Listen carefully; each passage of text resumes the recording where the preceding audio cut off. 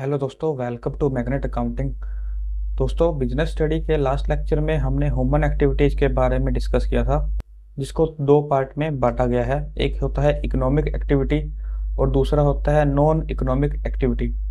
Economic activity क्या होती है? वो एक्टिविटी जो की जाती है पैसा कमाने के लिए, और नॉन इकोनॉमिक एक्टिविटी वो होती है जो की जाती है मेंटल सेटिस्फिकेशन के लिए, जैसे कि सोशल वेलफेयर हुआ। और इकोनॉमिक एक्टिविटी के तीन पार्ट थे: बिजनेस, प्रोफेशन एंड एम्प्लॉयमेंट। इन सभी को हमने शॉर्ट में डिस्कस किया था, पढ़ा था। तो चलिए अब इन तीनों पार्ट्स को हम डिटेल में समझते हैं। तो सबसे पहले बात करते हैं बिजनेस की। बिजनेस होता क्या है और किसको कहते हैं बिजनेस? तो दोस्तों, ये जो वर्ड आया है बिजनेस, ये कहाँ से ड्राइव हुआ है? तो बिजनेस वर्ड जो आया है वो आया है वर्ड बिजी से। बिजी वर्ड से ये ड्राइव हुआ है, बिजी। इसका मतलब बिजनेस मीन बीइंग बिजी। इसका मतलब बिजी होने को ही बिजनेस कहते हैं। मान लीजिए मैं 4-5 घंटे से मूवी देख रहा हूँ, तो इसका मतलब क्या हुआ कि मैं बिजनेस कर रहा हूँ। या फिर मैं काफ़ी देर से क्रिकेट खेल रहा हूँ, तो क्या मैं बिजनेस कर रहा हूँ? जी नहीं। किसी भी एक्टिविटी के अंदर बिजी होना बिजनेस नहीं कहलाता, बल्कि आपको ऐसी एक्टिविटी में बिजी होना होगा जिसमें आपको पैसा अर्न हो रहा हो, तभी हम उसको बिजनेस कह सकते हैं। जैसे कि इसकी डेफिनेशन में लिखा है, business refer to that economic activity which is conducted on regular basis to earn profit through the production and sale of goods and services. Business एक ऐसी इकोनॉमिक एक्टिविटी होती है जो रेगुलर बेसिस पर की जाती है पैसा कमाने के लिए। फॉर एग्जांपल दोस्तों, मान लीजिए मैंने एक न्यू मोबाइल खरीदा, और वो जो मोबाइल था वो मेरे दोस्त को बहुत अच्छा लगा, बहुत पसंद आया। तो उसने मुझे ऑफर किया कि ये 500 रुपये एक्स्ट्रा में इसको ये मोबाइल बेच दिया जाए। तो मैंने क्या किया, 500 रुपये के प्रॉफिट पर उसको मोबाइल बेच दिया। अब फिर से मैं एक और मोबाइल ले आया और वो मैंने पर्सनल यूज के लिए रख लिया। तो दोस्तों, जो मैंने पहले वाला मोबाइल बेचा था 500 के प्रॉफिट पर, वो क्या मेरा बिजनेस कहलाएगा? नहीं कहलाएगा। क्यों?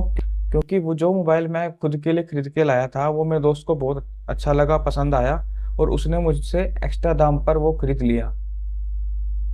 अगर मैं यही काम बार बार करता, मोबाइल आता बेचता, मोबाइल आता फिर बेचता, तो मैं ये काम रेगुलर बेसिस पे करता, तो वो मेरा बिजनेस कहलाता। आई होप आपको थोड़ा समझ आया होगा कि बिजनेस क्या होता है। फिर से थोड़ा डिफाइन किया जाए तो वो इकोनॉमिक एक्टिविटी जो रेगुलर बेसिस पे की जाती है, जैसे मोबाइल लाया और फिर बेचा, फिर मोबाइल लाया फिर बेचा, पैसा कमाने के लिए, वो बिजनेस कहलाते हैं। चलिए इसके अब कैरेक्टरिस्टिक के बारे में डिस्कस करते हैं। पहला आता है इकोनॉमिक एक्टिविटी। इसका मतलब हुआ कि अगर आप किसी एक्टिविटी को बिजनेस कह रहे हैं, तो सबसे पहले हमें यह देखना होगा कि वो एक्टिविटी इकोनॉमिक एक्टिविटी है या नॉन इकोनॉमिक एक्टिविटी। क्योंकि हमने पढ़ा था कि इकोनॉमिक एक्टिविटी वो एक्टिविटी जो पैसा कमाने के लिए की जाती है, और अगर वो नॉन इकोनॉमिक एक्टिविटी होगी तो हम उसे बिजनेस नहीं कह सकते। फॉर एग्जांपल, मैंने एक डिस्पोजल बनाने का काम शुरू किया और वो डिस्पोजल मैं बनाकर फ्री में बांट रहा हूँ, तो वो मेरा बिजनेस कहलाएगा? नहीं, वो मेरा बिजनेस नहीं कहलाएगा। अगर वही डिस्पोजल मैं सेल कर रहा हूँ और उसके बदले मुझे पैसा मिल रहा है, तो वो क्या कहलाएगा? बिजनेस कहलाएगा। इसका मतलब बिजनेस तभी कहलाएगा जब इकोनॉमिक एक्टिविटी उसमें की जाए, जैसे कि एक शॉपकीपर गुड्स को परचेज सेल करता है और उससे उसको प्रॉफिट अर्न होता है। नेक्स्ट पॉइंट हमारा आता है exchange of goods and services. इसका मतलब हमें ये जानना है कि बिजनेस के लिए गुड्स एंड सर्विस का एक्सचेंज होना बहुत ज़रूरी है। यानी कोई गुड्स को सेल कर रहा है, कोई परचेज कर रहा है, तभी हम कहेंगे बिजनेस हो रहा है। फॉर एग्जांपल, एक शॉपकीपर है जो अपने पर्सनल यूज के लिए सामान खरीदता है, तो क्या वो बिजनेस कहलाएगा? नहीं कहलाएगा। बल्कि वही शॉपकीपर अगर सामान को खरीद रहा है बेचने के पर्पज से, तो बिजनेस कहलाएगा, क्योंकि गुड्स का वहां पर एक्सचेंज हो रहा है। ठीक है जी। नेक्स्ट पॉइंट आता है हमारा production and procurement of goods and services. इसको हम एग्जाम्पल से समझते हैं दोस्तों। जैसे कि मान लीजिए मुझे बिजनेस करना है, तो मेरे पास दो ऑप्शन है, या तो मैं कोई प्रोडक्ट को मैन्युफैक्चर करके उसे सेल करने का बिजनेस शुरू करूं, या कोई सर्विस प्रोवाइड का बिजनेस शुरू करूं, है ना। तो सबसे पहले हम इन दो वर्ड को समझते हैं। प्रोडक्शन एंड प्रोक्योरमेंट क्या होता है? यार, प्रोडक्शन क्या होता है? प्रोडक्शन का मतलब किसी चीज को प्रोड्यूस करना, किसी चीज को मैन्युफैक्चर करना। जैसे कि मान लीजिए मैंने एक एसी का बिजनेस शुरू करना है, तो एसी का बिजनेस शुरू करने के लिए मुझे क्या करना होगा? सबसे पहले एक फैक्ट्री लगानी होगी, फैक्ट्री में मशीनें लगानी होगी, फिर रॉ मटेरियल परचेज करना होगा, लेबर रखनी होगी ताकि वो फिनिश गुड को तैयार कर पाए, है ना। तो ये सारी की सारी जो एक्टिविटी हम कर रहे हैं वो क्या कहलाएगी? प्रोडक्शन कहलाएगी। अब प्रोडक्शन करने के लिए इतना सारा काम जहाँ मुझे करना पड़ेगा और बहुत ज़्यादा पैसे भी इसमें लगेंगे, बहुत कैपिटल की जरूरत मुझे पड़ेगी। तो अगर मेरे पास इतनी कैपिटल ही ना हो तो क्या मैं फैक्ट्री ओपन करूंगा? नहीं कर पाऊंगा। इसका मतलब तो मैं बिजनेस भी नहीं कर पाऊंगा, है ना। तो मेरे पास एक और ऑप्शन है प्रोक्योरमेंट का। इसकी हेल्प से जो मैंने एसी का बिजनेस सोचा है वो मैं कर सकता हूँ। तो देखिए दोस्तों, मैं मार्केट में एक ऐसा पर्सन ढूंढूंगा जिसके पास फैक्ट्री हो और एसी को मैन्युफैक्चर करता हो, तो मैं उसे ऑर्डर देकर एसी बनवा सकता हूँ। तो एग्जाम्पल के तौर पर मैंने एक ऐसा पर्सन ढूंढ निकाला मार्केट से, जिससे मैंने क्या किया, ऑर्डर पर एसी बनवाए और मैं उससे एसी खरीदता और मैं मार्केट में सेल करता, जिससे मेरा बिजनेस मैंने शुरू कर दिया और मेरा काम भी चल गया।